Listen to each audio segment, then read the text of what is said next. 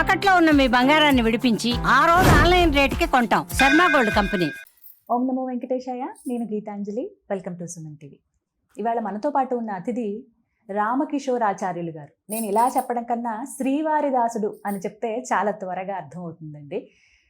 స్వామివారి గురించి, వారి లీలల గురించి, అలాగే స్వామికి పెట్టే నైవేద్యాలు ఎలా వండి వార్చాలనే దాని గురించి కావచ్చు, మనకి ఎన్నో రకాల సమస్యలు, వాటికి ఎటువంటి పరిహారాలు చేసుకుంటే బయటపడతాం. ఇలాంటి వీడియోస్ ద్వారా చాలామందిని ఆధ్యాత్మిక మార్గంలో నడిపిస్తూ ఎంతోమందికి స్వామి వైపు నడిపించారని చెప్పుకోవాలండి. శ్రీవారి దాసుడు అనగానే మీకు ఒక ఛానల్ కనపడుతుంది, అందులో ఇలాంటి ఎన్నో వీడియోస్ ఉంటాయి.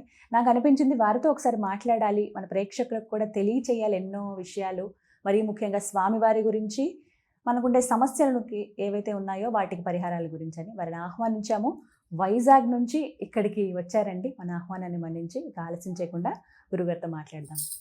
జయ శ్రీమన్నారాయణ. నమస్కారం గురుగారు. శ్రీవారి దాసులు ఎన్ని రకాల వీడియోస్, అందులో అందరినీ బాగా ఆకట్టుకునేది మీరు నైవేద్యాలు వండే విధానం. మీ వీడియోస్ చూసి మేము సులువుగా స్వామివారికి ఇష్టమైన నైవేద్యాలు ఎలా చేయాలో నేర్చుకున్నామండి. ఓపెన్గా చెప్తున్నాను. చాలామంది మేము ఇలా నేర్చుకున్నామండి, మీ ఎలా వండాలో తెలీదా, ఒకసారి ఈ ఛానల్లో చూడు, చాలా బాగా చెప్తున్నారు, మీకు అర్థమవుతుందని చెప్పి నేను చాలా మంది దగ్గర విన్నాను ఈ మాట. ధన్యవాదాలు. అది చాలా సంతోషం. అసలు మీరు నా ఛానల్ చూస్తారని కూడా నేను అనుకోలేదు.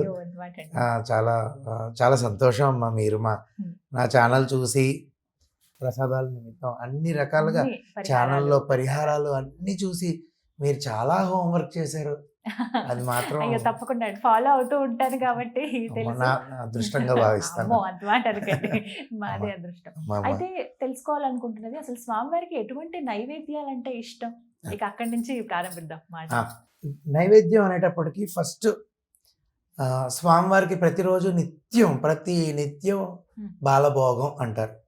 అంటే ఈ బాలభోగంలో ఆరాధన పూర్తి అయిపోయాక పెట్టేటటువంటి నైవేద్యం, అది 99% కూడా పొంగలే పెడతాం. స్వామివారికి బాగా ప్రీతికరమైనటువంటి ప్రసాదము పొంగలి అని చెప్పి చాలామంది పెద్దలు చెప్పడం జరిగింది. ఒక గ్లాసు బియ్యానికి ఇంచుమించు 30 గ్లాసు లేదా ఇంకొక గ్లాసు పెసరపప్పు వేసి, సమానంగా పెసరపప్పు వేసి, దాంట్లో అల్లము, మిరియాలు, జీలకర్ర, మంచి స్వచ్ఛమైనటువంటి ఆవు నెయ్యి, ఆ తర్వాత కొంచెం ఇంగువ, వీటితో స్వామివారికి పొంగల్ తయారు చేసి, అంటే కట్టు పొంగల్, ముద్ద పొంగలి, పొడిగా అన్నాన్ని తయారు చేసి, అన్నం పెసరపప్పు కలిపి దాంట్లో వివిధ రకాల పోపులు వేసి చేసేది పోపు పొంగలి. ఏదో ఒక పొంగలి స్వామివారికి ప్రప్రథమంగా పెట్టేదైతే పొంగలి చాలా చాలా స్వామివారికి ప్రీతి.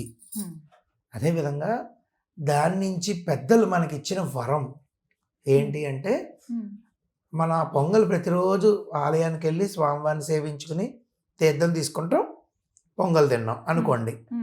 తీర్థం తీసుకోవడం వల్ల తీర్థంలో అత్యద్భుతమైనటువంటి సుగంధ ద్రవ్యాలు కలుపుతారు స్వామివారికి అభిషేకంలో.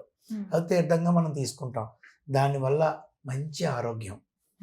తర్వాత వెంటనే సటారి తీసుకుంటాము, ఆ తర్వాత ప్రసాదం తీసుకుంటాం కదా, అందులో ఉన్న మిరియాలు, అందులో ఉన్నటువంటి ఆవు నెయ్యి, అందులో ఉన్నటువంటి జీలకర్ర, పెసరపప్పు, ఇవన్నీ మన శరీరానికి మంచి కట్టబెడతాయి. ప్రసాదంలో 6వ వంతు మనసుగా మారుతుంది. అప్పుడు మన కష్టానికి తగిన ఏ విధమైన పరిష్కారం కావాలో చెప్తుంది. సరే, అదొక విధానం. రెండోది, శరీరాన్ని కూడా మనకి రజోగుణం నుంచి కాకుండా మంచిగా నిలబెట్టి మంచి ఆలోచనలు ఇచ్చి, ఇంద్రియాల యొక్క శక్తుల్ని ఏవైతే ఉంటాయో అవి అదుపులో పెట్టగలిగే శక్తి ఆ ప్రసాదం ఇస్తుంది. అలాగే స్వామివారికి బాగా ఇష్టమైంది అయితే పొంగలి. ఎప్పుడైనా ఆలయాల్లో అభిషేకం ఆచరించినప్పుడు తిరుమంజనం అంటారు. నవకలశ స్నపన తిరుమంజన మహోత్సవం చేసినప్పుడు తిరుమంజనం అది అయిపోయిన తర్వాత, అభిషేకం తర్వాత దర్దోజనం నైవేద్యంగా పెడతాం. చలవ స్వామివారికి మంచి జరుగుతుందని. అదే విశేషమైనటువంటి కళ్యాణం చేసినప్పుడు పులిహార, బూరెలు, చక్కెర పొంగలి ఇలా నైవేద్యం పెడతాం. అదే ఇంకా వివిధ రకాలండి, వివిధ రకాల నైవేద్యాలు, కదంబం, అదేవిధంగా స్వామివారికి సాయంత్రం వచ్చేటప్పటికి శయన భోగం అంటారు. అంటే సింపుల్గా శనగలు అంటే మా మా మా వంటి ఆలయాల్లో శనగలు, పెసలు, అటుకులతో చేసినటువంటి పులిహార, అటుకులు నానబెట్టి వాటితో చేసిన అటుకుల పాయాసము, తర్వాత పాలు, క్షీరాలు ఇవన్నీ నైవేద్యం పెట్టడం జరుగుతూ ఉంటుంది. ఇలాగా వివిధ రకాలైనటువంటి ప్రసాదాలు మన ఆలయంలో కూడా చాలా చాలా విశేషంగా ప్రసాద వితరణ ఒక్క శనివారం నాడే ఇంచుమించు 20 నుంచి 25 కేజీల ప్రసాదం పొంగల్ చేయించి చాలా విశేషంగా స్వామివారికి నైవేద్యం పెట్టి ఎన్ని గిన్నెలు ఉన్నా అన్ని గిన్నెలు మోసి నైవేద్యం పెడతాం. పెట్టి ఆ తర్వాత భక్తులందరికీ వినియోగం చేస్తాం. అలాగా ప్రసాదం చేసిన తర్వాత నేను ఎప్పుడు మీరు అన్నట్టు వీడియోలో చెప్తూ ఉంటాను, ప్రసాదం చేసినప్పుడు వీలున్నంత వరకు మాట్లాడకుండా ప్రసాదం చేయాలి. ఇవి నియమం. శాంతి మంత్రం ఓం శాంతి శాంతి అనుకుంటూ చేయొచ్చు. ఇంట్లో పిల్లలకి వండి పెట్టే తల్లి ఎవరైతే అమ్మ ఉంటుందో అమ్మ కూడా చేసినప్పుడు వంట మనసులో ఓం శాంతి శాంతి శాంతి అనుకుంటూ వంట చేస్తే అది తిన్న పిల్లలు బాక్స్ కడతాం మనం, అది తిన్న పిల్లలు వాళ్ళకి మంచి బుద్ధి జ్ఞాన శక్తి కలుగుతుంది.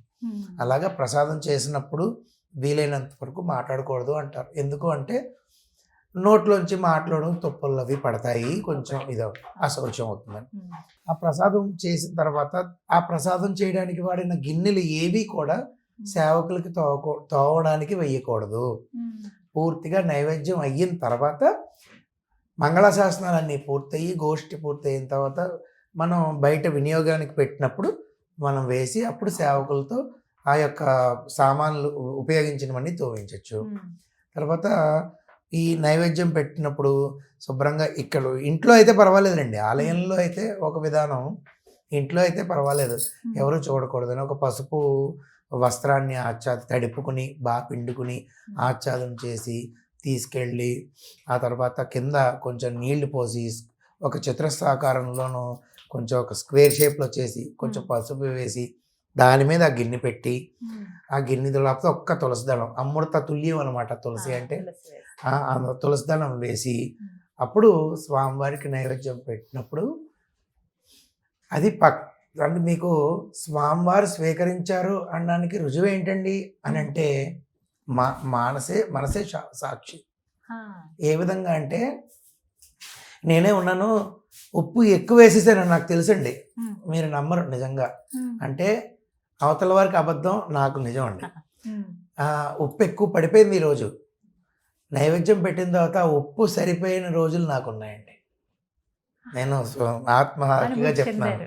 నైవేద్యం స్వామివారికి నైవేద్యం పెట్టేసిన తర్వాత అది ఉప్పు సమానంగా వచ్చిన టేస్ట్ నేను తిన్నాను. అంటే ఆయన ఎక్కడ లేరు, ఆయన స్వీకరిస్తారు. ఒకవేళ ఏమైనా పొరపాటు అయ్యిందా, ఏమైనా అనుకోకుండా ఏవైనా నాకు ప్రసాదం చేసినప్పుడు ఇంకా అక్షరాల అందులో ఇంకా ఎంత జాగ్రత్త తీసుకుంటాం అంటే అంత జాగ్రత్తగా తీసుకుంటాం స్వామివారికి. ఎంత టైం పడుతుందండి మీకు? మామూలుగా ప్రతిరోజు నిత్యం పొంగల్ చేయడానికి అయితే ఒక అరగంటలో అయిపోతుంది. విశేషమైన ప్రసాదాలు ఎక్కువ టైం పడుతుంది, 2-3 గంటల దాకా. ఏవి వండడం బాగా ఇష్టం? నాకు స్వామివారికి ఇష్టమైన పొంగలి, కదమ్మ అన్ని కూరగాయలతో చేస్తాం కదా, కదమ్మ చేయడం, స్వీట్లు ఎక్కువ చేయడం ఇష్టం స్వామివారికి, స్వామివారు స్వీకరిస్తారని. అదేవిధంగా పెరుగన్నం, దద్య అన్నం, ఇది కూడా బాగా చేసి స్వామివారికి నైవేద్యం పెట్టాలి. ఇప్పుడు ఎవరైనా భక్తులు వండి తీసుకొస్తే అవి అది అలా పనిచేయదు. అంటే ఇక్కడ స్వామివారు ఇప్పుడు వైష్ణవ పంచరాత్ర ఆగమం ప్రకారం ఈ ఎక్కడైతే ఆలయంలో ఇప్పుడు ఎవరైతే స్వామి అర్చక స్వామి ఉంటారో వారే లేదా ఇంకొక అర్చక స్వామిని నియమించడం జరుగుతుంది. 2 ఉంటారు. కొంచెం పెద్ద ఆలయం అయితే ఎవరో ఒకళ్ళు ఉంటారు, వాళ్ళు వంటశాలలో స్వామివారికి మడిగా చేసి పెట్టడం జరుగుతుంది. అంటే అది ఇంకేమీ కాదండి. అలా చేయడం వల్ల ఆ మూర్తికి శక్తి బాగా పెరగడం వల్ల ఎంతమంది వచ్చి వారి కోరికలు చెప్పుకున్నా అవి నెరవేరుతాయి. ఇంట్లో అలా నైవేద్యంగా పెట్టుకోవచ్చు, ఇంట్లో హ్యాపీగా మనం చేసి పెట్టుకోవచ్చు. ఏం పెట్టాలనిపిస్తే అది పెట్టుకోవచ్చు. ఏం చేయొచ్చండి ఇంట్లో సాధారణంగా? అన్ని రకాలున్నమ్మా. పొంగల్ రోజు చేసుకోవచ్చు. ఇందాక నేను ఏమని చెప్పాను, ఆరోగ్యం అని. మరి రోజు ఒక్క పావు గ్లాస్ పొంగలైనా నైవేద్యం పెడితే ఇంట్లో అందరూ కొంచెం కొంచెం తింటే ఆరోగ్యమే కదా. అలాగా ఇంట్లో వీలున్న ప్రసాదాలు ఓపిక ఉన్నప్పుడు హ్యాపీగా చేసుకుని పెట్టచ్చు. అది ఆ విధంగా ప్రసాదాలు స్వామివారికి నైవేద్యం. మనసా వాచా కర్మణ నివేదన పెట్టినప్పుడు ఇలా తీసి మనం గంట కొట్టి ఇలా నీళ్లు జల్లి 5 సార్లు చూపించి మూత పెట్టేసి వచ్చేస్తే అంతేనండి, వచ్చేసినట్టే, అదే నైవేద్యం. కానీ ఎప్పుడైతే మనం నైవేద్యం పెట్టినప్పుడు మనం భావించగలిగితే, మీరు మంచి స్వహస్తాలు మీ కుడి చేత్తో స్వామివారికి ఒక ముద్ద తీసి ఇలా ఆయన చేతిలో పెడితే ఆయన తీసుకుని తిని, పక్కన లక్ష్మీదేవికి ఇంకొక ముద్ద నేను ఆయన చేతిలో పెడితే లక్ష్మీదేవికి తినమని చెప్పి ఇచ్చి, ఆ తర్వాత ఇద్దరు ఊహించుకోవడానికి ఏముందండి, శుభ్రంగా మనం అనుభవించవచ్చు, రమించవచ్చు కదా స్వామివారిలో. శుభ్రంగా చేతులు ఒక బంగారు పళ్ళెంలో పెడితే ఆయన కడుక్కుని కాళ్ళు కడుక్కుని ఒకసారి కొంచెం గ్లాస్తో నీళ్ళు ఇస్తే ఆయన స్వీకరించి తాగి ఆ మిగిలిన నీళ్లు పక్కన పెడితే అవన్నీ నేను తీర్థంగా తీసుకుని పక్కన ఉంచుకొని ఆ తర్వాత నైవేద్యం పూర్తయింది అని భావించగలి వాళ్ళు కళ్ళారా తిన్నారని మానసికంగా గనక ఒక్కసారి అనుభవించగలిగితే ఆ పొంగలి మధురమే వేరుంటుంది. అప్పుడు 100కి 200% కూడా పెరుమాళ్ళు మనం పెట్టిన నివేదన ఆరగించి తీరుతారు తప్పకుండా. ఇలా ఎంతో చాలా చక్కగా వర్ణించారు. ఈసారి అలాగే ఊహించుకొని ఒక్క నిమిషం సమయం, ఒక్క నిమిషం యాంత్రికంగా చేసేస్తున్నాం అది వేరు. స్వీకరించరండి, స్వీకరిస్తారు, కానీ ఒక్క నిమిషం ఆయనకి మనం వెచ్చించగలిగితే మాత్రం నాకైతే చాలా చాలా సంతోషమైన సంఘటనలు ఎన్నో ఉన్నాయి. అంతే, అలా ఆయన దగ్గరే ఉండాలి నైవేద్యాలు ఇవన్నీ. ఇంకా ఇంకా చాలా చూపించాలి మాకు. ఇంకా ఉన్నాయా లిస్ట్? ఇంకా ధనుర్మాసం వల్ల అవ్వట్లేదు, వస్తాయమ్మా ఇంకా చాలా. మేము ఎదురు చూస్తున్నాం. తప్పకుండా ఇంకా తొందరగా. చాలా చాలా థ్యాంక్స్ అమ్మా.